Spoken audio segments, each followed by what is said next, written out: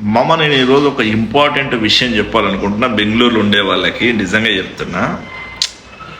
అసలు ఇంటి దగ్గర నుంచి వచ్చినాము, వచ్చి ఇక్కడ బతుకుతున్నాము. ఓ ఉప్పు ఉండదు తినే తిండిలో, ఓ కారం ఉండదు, ఓ మసాలా ఉండదు. అసలు ఆ పీజీలలో ఫుడ్ అడ్జస్ట్ చేసుకొని ఆ డ్యూటీలు చేసుకుంటా, బాబా బాబా నిజంగా చెప్తున్నా, నాకు ఇల్లు మిస్ అయిన ఫీలింగ్ మాత్రం ప్రతిసారి ఉంటుంది మామ. ఏం చేయాలో నాకు అర్థమైతలేదు.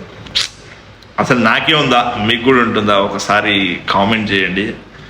అసలు ఇల్లుని మాత్రం బాగా మిస్ అవుతున్నా. మా అమ్మని మిస్ అవుతున్నా. ముఖ్యంగా మా అమ్మ చేసే వంట అసలు